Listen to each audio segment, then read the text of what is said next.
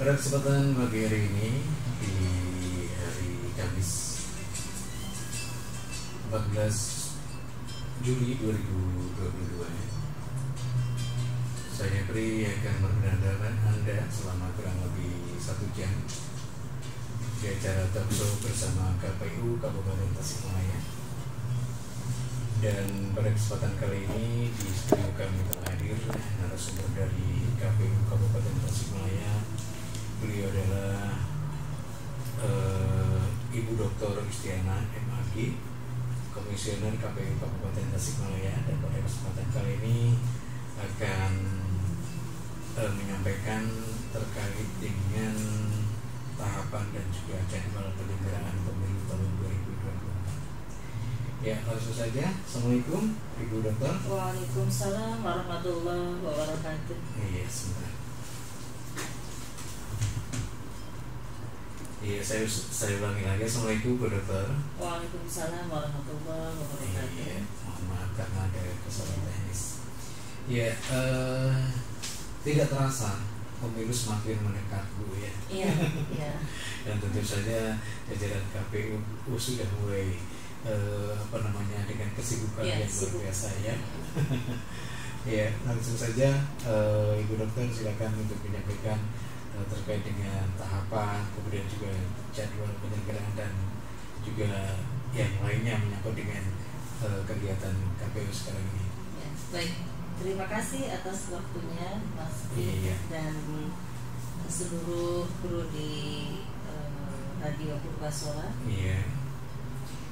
Kali ini kita akan menyampaikan terkait dengan tahapan dan jadwal pemilihan umum tahun 2024. Iya. Tentu kita absen ya di bulan kemarin ya. Betul. Karena apa kemarin tuh? Sibuk Lebaran ya. Idul Fitri, Betul. kemudian segala macam ya. Iya. Dan terlewat 1 bulan. Dan sesungguhnya di bulan Juni itu kita sudah mulai peluncuran tahapan launching. Iya. Terkait dengan pemilu ini di dalam pasal 22 di pasal 2 Undang-Undang Nomor 7 Tahun 2017 dijelaskan bahwa asas pemilu bahwa pemilu dilaksanakan berdasarkan asas langsung, umum, bebas, rahasia, jujur dan adil.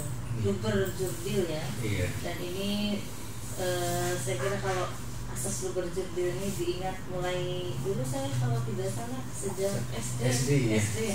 Nggak tahu kalau SD sekarang ya.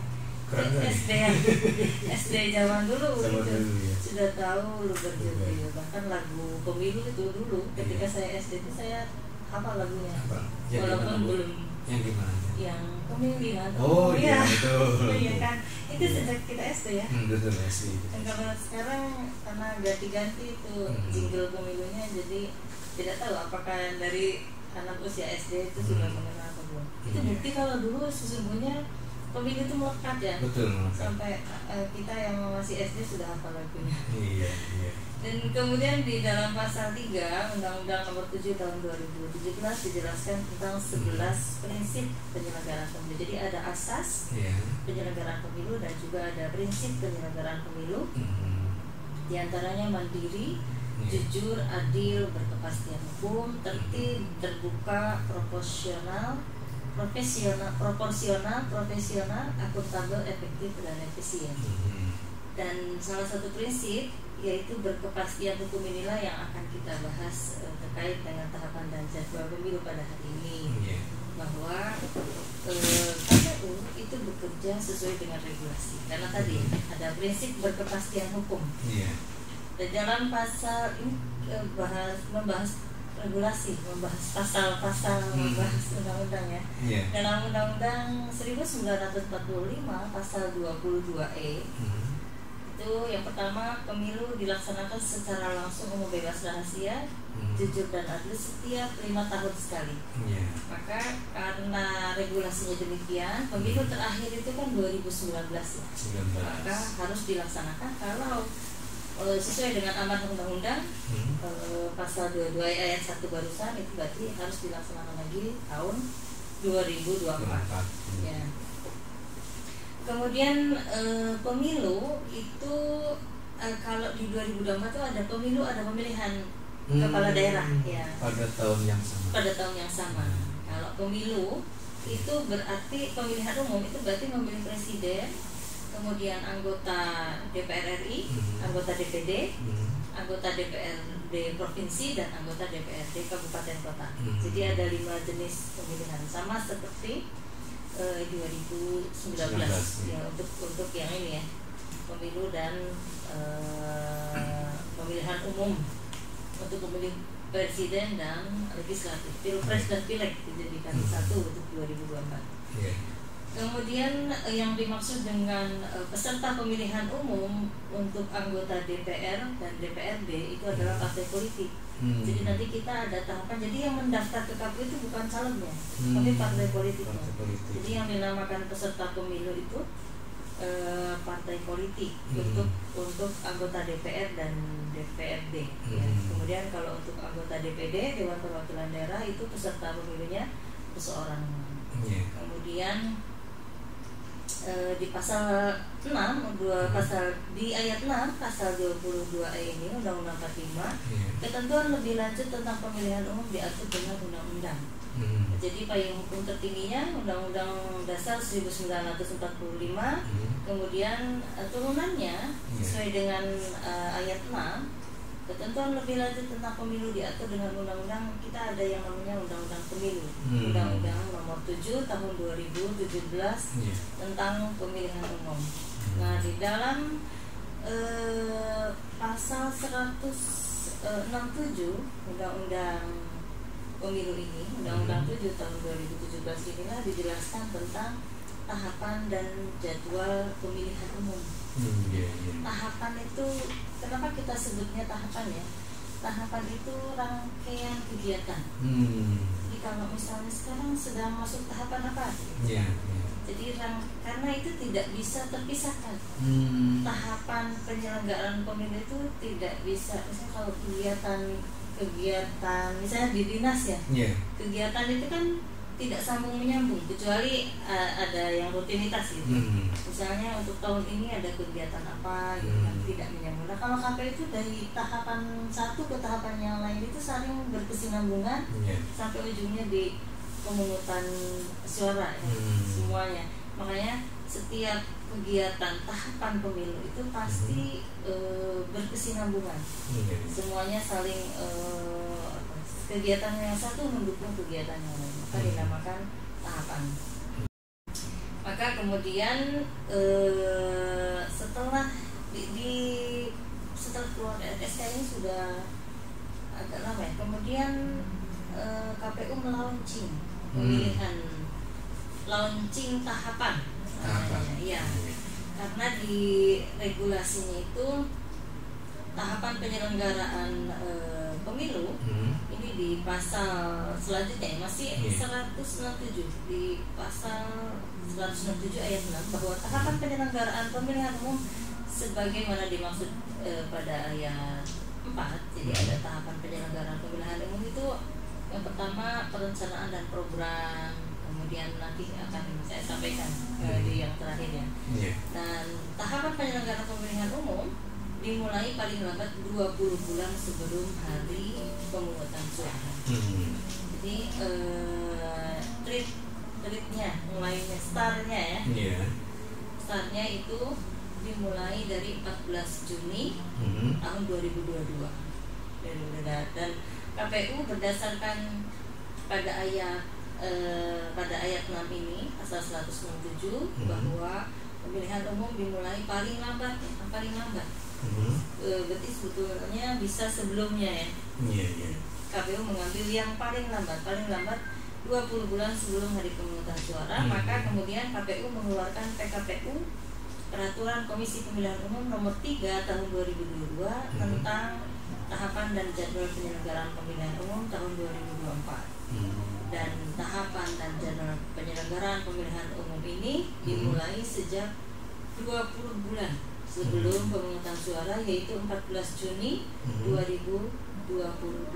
Dan untuk itu KPU RI ya, sebagai pembuat regulasi ya sudah melaunching tahapan pada tanggal 14 Februari 2022 14 Juni 2022 kemarin. Jadi bulan lalu ya. Iya, launchingnya tanggal 24. Launchingnya tanggal 14. 14. Iya. 14 Juni 2022 yang lalu. Ya, 2022 yang lalu KPU sudah melaunching tahapan pemilu dan dilakukan secara luring di KPU, di gedung KPU RI, dihadiri oleh waktu itu dari pemerintahnya ada Mendagri, kemudian Ketua DPR RI, kemudian dari DPD, kemudian dihadiri oleh KPU Provinsi seluruh Indonesia. Kemudian secara daring dihadiri oleh KPU Kabupaten Kota seluruh Indonesia beserta Forkopimda dan stakeholder. Kalau KPU Kabupaten Tasik juga sama, kemarin menyelenggarakan menghadiri peluncuran secara daring. Kita juga mengundang Forkopimda dan seluruh stakeholder ya. Iya, jadi hari hanya kalau kita hajatan itu tanggal 14 Februari ya Bu ya? Iya.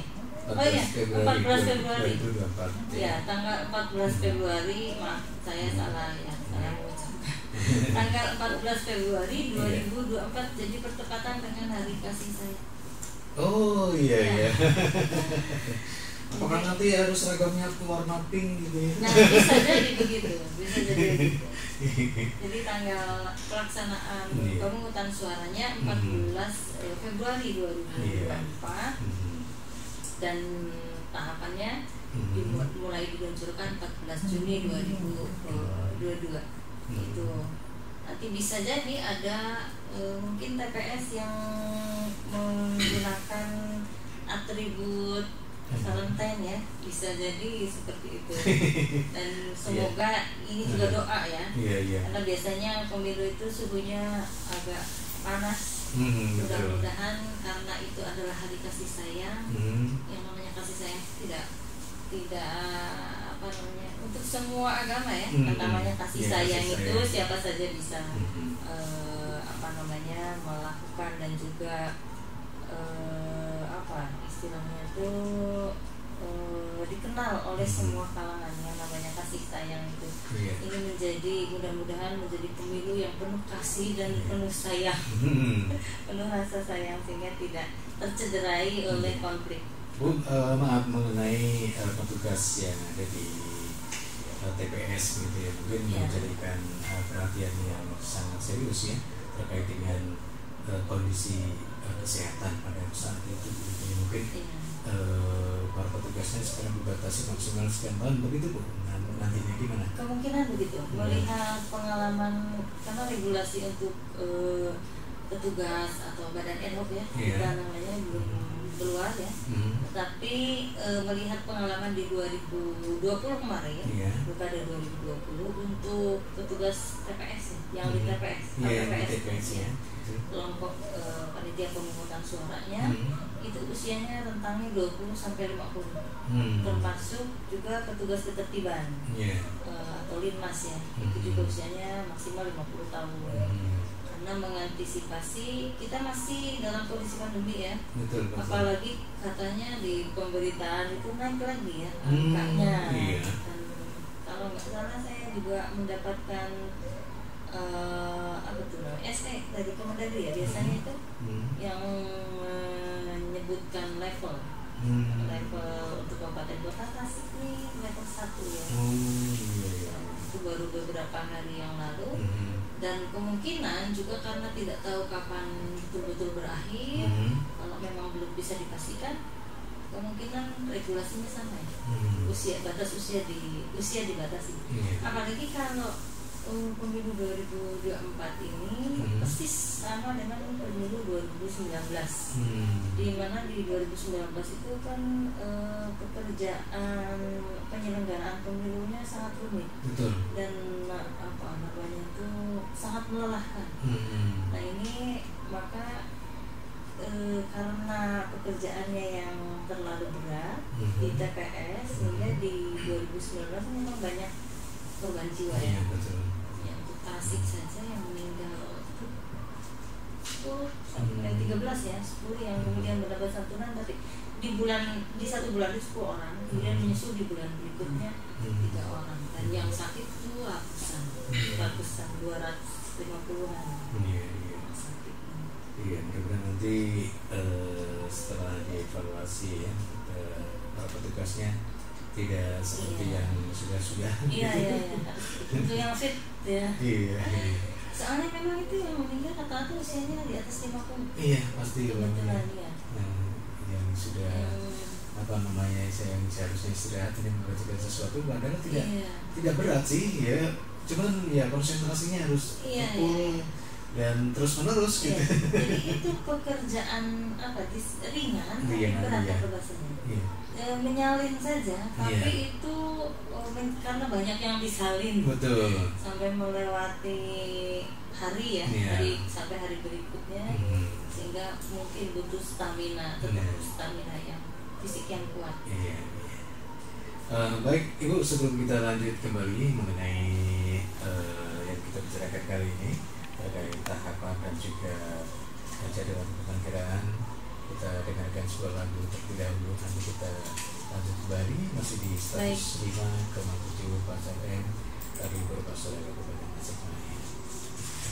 Purwasura yang dipancarsiakan dari komplek perkantoran Ibu Singaparna. Ya, bersama narasumber kami Ibu Dr. Istiana MHG. Dia adalah komisioner KPU Kabupaten Tasikmalaya, dan pada kesempatan kali ini dengan bahasan yaitu mengenai tahapan dan juga jadwal penyelenggaraan pemilu tahun 2024. Ya Bu, kita lanjut kembali Bu ya. Baik. Terkait dengan pertanyaan saya tadi yang mengenai kondisi kesehatan dari para petugas gitu ya. Iya, mungkin ada kelonggaran gitu. Ya, artinya dalam penyalinannya itu jeda waktunya atau durasinya ditambah atau gimana yang terbesar-besar gitu ya. Itu kan kegiatan tahapan menjelang akhir ya, menjelang pemungutan suara, dan regulasi yang pastinya belum keluar, tapi gambaran ya pernah ngobrol gitu dengan di sesama komisioner baik di kabupaten ataupun provinsi, itu atau ketika mendengar salah seorang dari anggota KPU juga menyampaikan kemungkinan ada nanti diolah dalam teknis terkait dengan pemungutan dan penghitungan suara ya. Nanti ada mungkin model misalnya, karena kan waktu yang saya teliti itu ketika proses pemungutan dan penghitungan suara, jadi kalau 5 jenis pemilihan berarti 5 kali menghitung, 5 kali.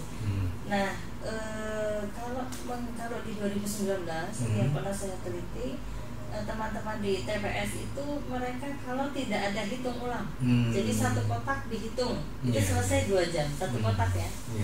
Kalau pencoblosannya selesai jam 13, kemudian mereka istirahat, mulai menghitung misalnya jam 3 sampai jam 5 dapat 1 kotak. Kemudian dimulai lagi dari jam 5 misalnya sampai jam 7 ya, 1 kotak lagi. Nah itu kalau normal menghitungnya tidak ada hitung ulang, tidak ada kesalahan hitung, atau tidak ada kesalahan orang pemilih yang memasukkan salah kotak, misalnya harusnya dimasukkan ke kotak presiden, dimasukkan ke kotak DPR. Nah, yang seperti itu yang kemudian dilakukan penghitungan ulang. Nah, kalau normal 5 kotak itu menghitungnya betul semua, itu selesai dini hari. Jadi jam 3 ya, dini hari, kemudian atau jam 2 lah. Itu kemudian menyalin, nah, itu bisa selesai di dini hari ya. Tapi kalau ada menghitung ulang, nah itu yang sampai subuh, sampai lewat hari ya, sampai pagi, sampai jam 10, nah itu yang memang berat, terutama untuk menyalin ya. Setelah menghitungnya saja sudah lama. Kemudian menyalin itu rata-rata 2 jam. Nah itu Nah, kemungkinan ini yang pernah saya dengar nih, tapi baru ini bukan regulasi ya. Baru mungkin kemungkinan nanti akan dipermudah. Apakah nanti misalnya menghitung, kalau mencoblos kan semua pasti bareng sampai jam 13. Betul. Nah, kalau menghitung itu juga bareng, cuman bisa saja nanti di dua kelas, dua paralel gitu ya. Misalnya yang karena saksi untuk pemilu untuk pemilu legislatif ini kan sama ya. DPRD kabupaten kota, provinsi sama RI itu kan pasti sama. Partai ini ngirimnya satu orang. Nah ini di satu kelas kan misalnya. Kemudian kelas lain anggota KPPS itu kan ada 7 ya. Itu kemungkinan, tapi saya belum, ini bukan regulasi, ini hanya berbagai kemungkinan yang beredar di kalangan kami ya. Bagaimana cara untuk agar memudahkan dan tidak terlalu menyita waktu untuk petugas di TPS, atau mungkin nanti ada regulasi terkait dengan penggunaan seperti Sirekap di 2020 lalu. Walaupun di 2020 lalu, kalau di 2019 ada namanya situng, sistem penghitungan ya. Kalau Sirekap itu di 2020 emang belum maksimal ya. Mungkin nanti bisa dimaksimalkan sehingga ini yang mempermudah. Jadi langsung upload dan langsung nanti itu langsung upload ke KPU RI ya. Dan tidak, kemungkinan kalau bisa tidak menyalin. Bisa langsung dapat masing-masing ya. Nah ini saya belum paham ya, karena pembuat regulasinya di KPU RI, dan untuk regulasi terkait pemungutan dan penghitungan suara untuk 2024-nya juga belum ada. Tetapi berkaca dari pemilu lalu, tentu KPU RI pasti ya sangat memahami itu dan mengusahakan agar regulasi bisa mempermudah penyelenggara pemilu di tingkat TPS. Pemungutan suaranya 14 Februari 2024. Kemudian penghitungan suaranya, kalau lihat di sini ya, penghitungan suara itu nyebrang hari juga, sama seperti 2019. Jadi dari 14 Februari sampai 15 Februari. Jadi sampai besoknya. Kalau misalnya hari ini selesai jam 1 menghitung, bisa sampai tanggal 15 Februari. Ini untuk 15 Februarinya, apakah jamnya itu selesai jam 12 atau jam berapa, kita belum tahu. Belum ada PKPU-nya ya. Yang jelas ini sudah ada di PKPU bahwa penghitungan itu bisa nyebrang hari, tidak di satu hari tanggal 14. Kemudian rekapitulasi hasil penghitungan suara ini dari tingkat kalau 15 mulai Kamis dari tingkat PPK ya. Dari TPS itu kan naik penghitungan itu ke kecamatan.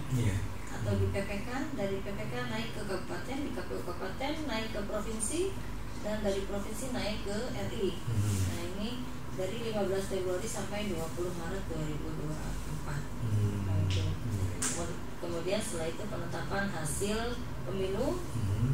Kalau ini menunggu sengketa. Kalau tidak ada permohonan perselisihan, itu maka paling lambat 3 hari setelah KPU memperoleh surat pemberitahuan dari MK. Jadi kita harus menunggu dulu bahwa tidak ada pengajuan permohonan perselisihan hasil pemilu, baru bisa kita tetapkan. Tapi kalau ada permohonan perselisihan atau ada sengketa, nanti kita yang menunggu berproses dulu di MK. Setelah semua selesai berproses, paling lambat 3 hari setelah putusan MK dibacakan, maka ada penetapan hasil pemilu. Seperti itu. Ini panjang, tahapannya panjang, dan belum ini di sini belum tercantum tahapan logistik, distribusi logistik segala macam ya. Jadi ini gambaran besar yang ada di dalam Undang-Undang 7 2017 kemudian diterapkan dalam PKPU 3 tahun 2022.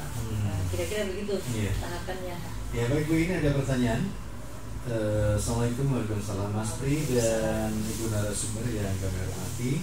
Pertanyaan saya, apakah pengawas pemilu juga dibatasi minimal maksimalnya seperti BPS? Terima kasih Pak Salah. Oh ya, maksudnya gimana? Ya, terima kasih, ini pertanyaan yang bagus ya.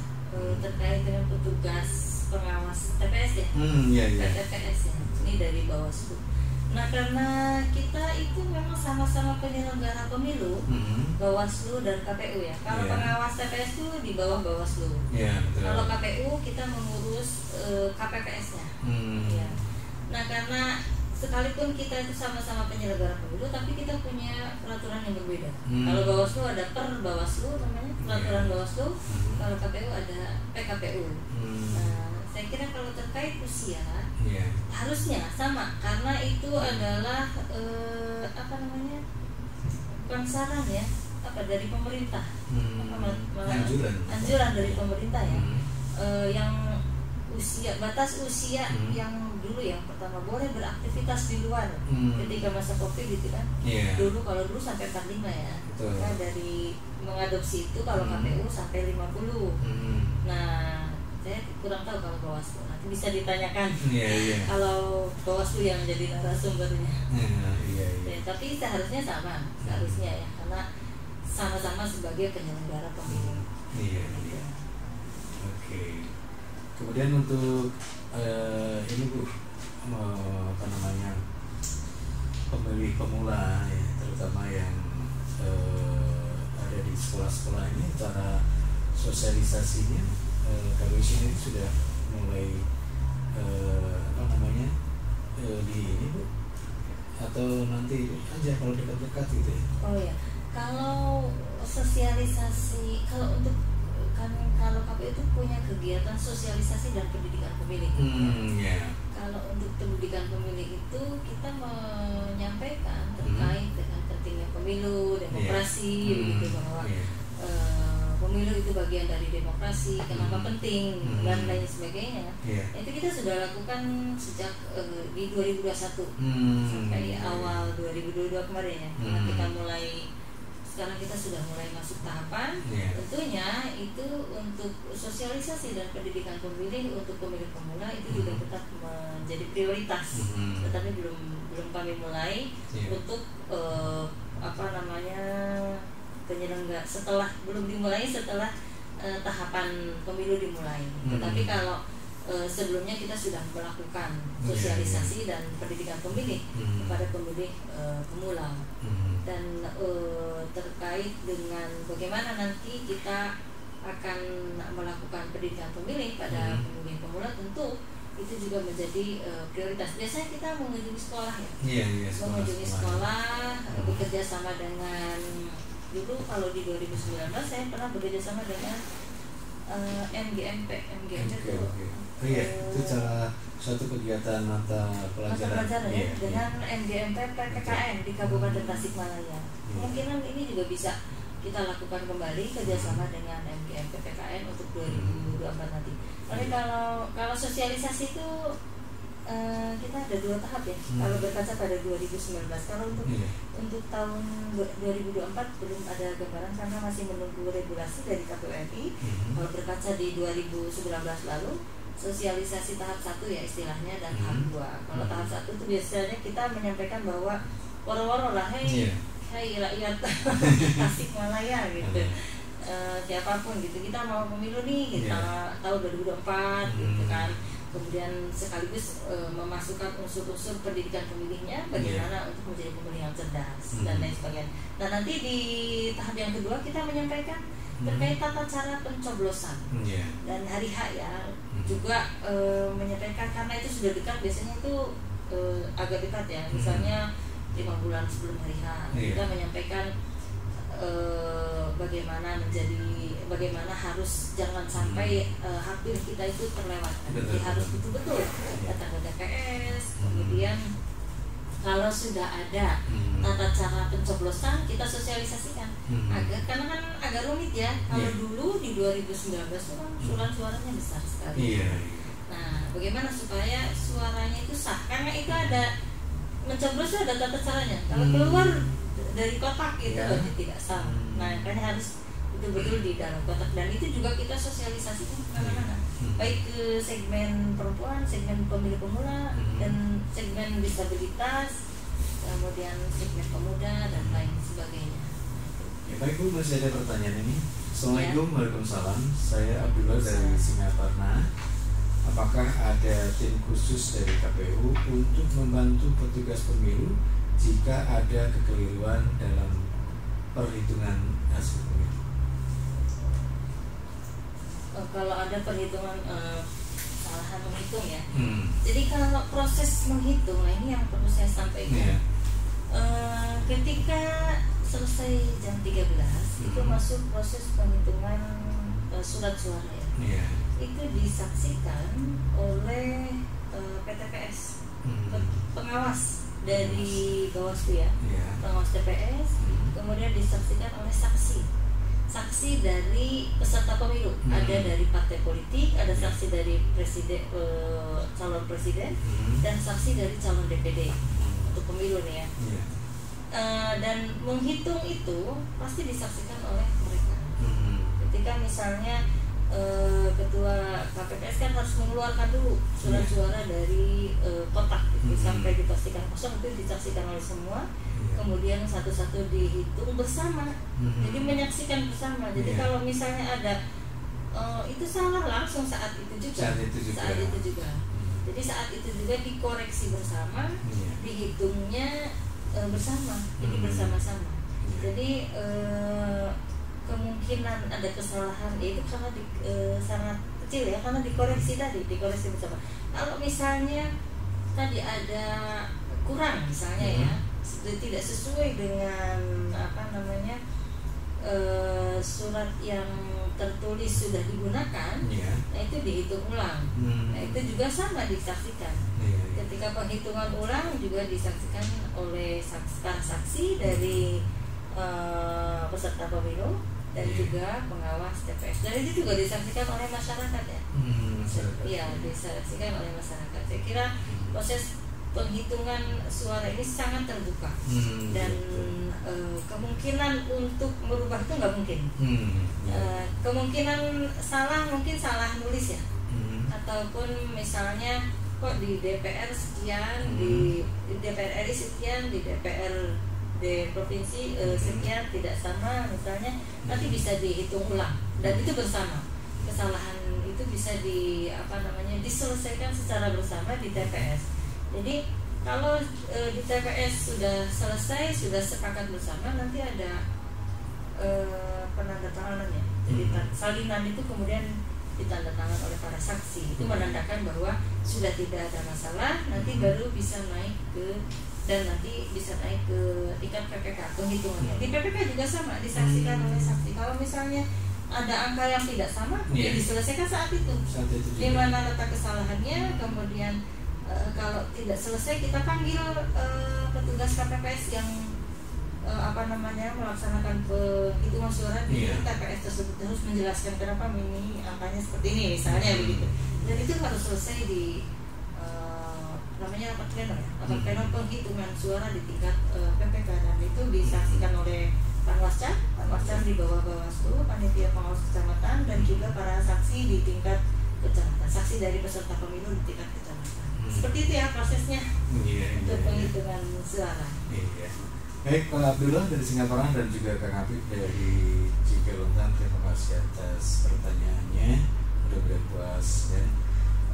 Kemudian juga warga masyarakat Kabupaten Tasikmalaya terutama semakin cerdas dengan adanya talkshow ini. Amin. Mengenai pilih kita ya Bu ya. Iya, jangan sampai terlewatkan pilih kita. Iya, dan insya Allah kita nanti akan berjumpa 1 bulan mendatang. Iya. Setiap hari Kamis 2 ya, dari jam 10 sampai jam 11. Baik, sebelum berpisah Bu, ada sesuatu yang akan disampaikan terutama kepada warga masyarakat Kabupaten Tasikmalaya. Baik, terima kasih ya untuk seluruh warga Kabupaten Tasikmalaya, terutama Campur Basora. Mari kita sama-sama menjaga suhu politik agar tetap landai ya, tetap tenang, tidak memanas. Dengan itu bermula dari diri kita sendiri. Mari kita sukseskan pemilu ini agar menjadi pemilu yang aman, damai dan juga tidak konflik pasti ada, tetapi bagaimana kita meredamnya itu. Jadi masing-masing bisa meredam konflik untuk sama-sama mencapai pemilu 2024 yang aman dan damai. Iya, amin. Amin. Iya. Baik, terima kasih Ibu Ya, sama-sama, Dr. Istiana Emaki, Direktur Komisioner KPU Kabupaten Tasikmalaya. Dan mudah-mudahan bermanfaat. Sekali lagi saya juga undur diri. Terima kasih. Sampai jumpa. Wassalamualaikum warahmatullahi wabarakatuh.